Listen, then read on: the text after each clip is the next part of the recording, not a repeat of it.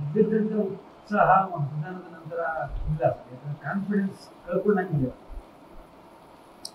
ನನಗೆ ಏನಿಲ್ಲ, ನನಗೆ ಸ್ವಲ್ಪ ಚುನಾವಣಾ ಸಂದರ್ಭದಲ್ಲಿ ಅನಾರೋಗ್ಯ ಆಯಿತು.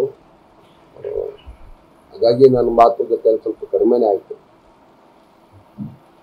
ಏನಾಗುತ್ತೆ ನೋಡ್ರಿ, ಒಂದು ದೈತ್ಯ ಶಕ್ತಿ, ಒಂದು ಪಕ್ಷ ಒಕ್ಕಲಿಗರ ಮುಖವನ್ನ ಇಟ್ಕೊಂಡಿರ್ತಕ್ಕಂಥ ಒಂದು ಪ್ರಾದೇಶಿಕ ಪಕ್ಷದ ವಂಶದ ಕುಡಿ ಒಂದು ಕಡೆ.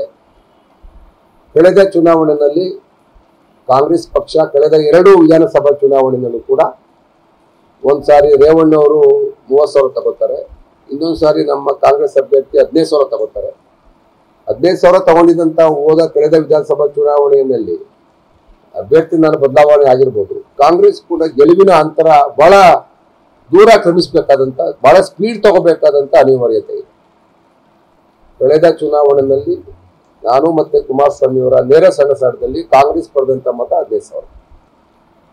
ಪುನಃ ಅದೇ ಕಾಂಗ್ರೆಸ್ ಚಿಹ್ನೆಯಲ್ಲಿ ಪುನಃ ನಾವು ಗೆಲುವಿನ ಅಂತರ ದಾಟಬೇಕಾದ್ರೆ 1,00,000ಕ್ಕಿಂತ ಹೆಚ್ಚಿಗೆ ಮತಗಳು ತಗೋಬೇಕು. 2,06,000 ಮತಗಳಾಗಿದೆ. 1,00,000ಕ್ಕಿಂತ ಹೆಚ್ಚಿಗೆ ಮತಗಳು ತಗೊಂಡ್ರೆ ಗೆಲ್ಲೋದಕ್ಕೆ ಸಾಧ್ಯ ಆಗುತ್ತೆ. 110, 120 ಈ ರೀತಿ ಮತ ತಗೋಬೇಕು. ನಾನು ಇಲ್ಲಿವರೆಗೂ ತಗೊಂಡಿರೋ ಮತ ಕೇವಲ ಎಲ್ಲಾ ಚುನಾವಣೆಗಳಲ್ಲೂ 80,000, ಅತಿ ಹೆಚ್ಚು ಮತ 85,000 ತಗೊಂಡಿದ್ದೀನಿ. 85,000 ನನಗೆ ಕ್ರೋಢೀಕೃತ ಮತಗಳು ಎಲ್ಲಾ ಚುನಾವಣೆಗಳಲ್ಲೂ. ಕಳೆದ ಚುನಾವಣೆಯಲ್ಲಿ ನಾನು ತಗೊಂಡಿದ್ದು 85,000. ಆದರೆ ಈ ಚಿಹ್ನೆ ಬದಲಾವಣೆ ಆಗಿದೆ. NDA ಇಲ್ಲ, ನಾನು ಇವಾಗ ಕಾಂಗ್ರೆಸ್ನ ಏಕೈಕ ಅಭ್ಯರ್ಥಿ ಆಗಿದ್ದೀನಿ. ಅವು 2 ಪಕ್ಷಗಳು ಸೇರ್ಕೊಂಡಿದೆ. ಈ ತಾಲೂಕಲ್ಲಿ ನಾವೇನೇ ಒಂದಷ್ಟು ಕಳೆದ 15 ವರ್ಷಗಳಿಂದ ಬಿಜೆಪಿ ಮತಗಳನ್ನ ಹೆಚ್ಚಾಗಲಿ ಪ್ರಯತ್ನ ಪಟ್ಟಿದ್ದು.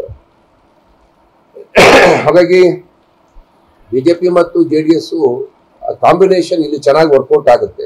ಹಳೆ ಮೈಸೂರು ಭಾಗದಲ್ಲಿ ನಿಮಗೆ ಗೊತ್ತು, ಪಾರ್ಲಿಮೆಂಟ್ ಅಲ್ಲಿ ಅತಿ ಹೆಚ್ಚು ಸೀಟ್ಗಳನ್ನ ಗೆದ್ದರು. ಆ ಕಾಂಬಿನೇಷನ್ ಮುಂದೆ ಏಕಾಂಗಿಯಾಗಿ ಕಾಂಗ್ರೆಸ್ ಎಷ್ಟು ಹೋರಾಟ ಮಾಡುತ್ತೆ ಇರೋದು ಪ್ರಶ್ನೆ.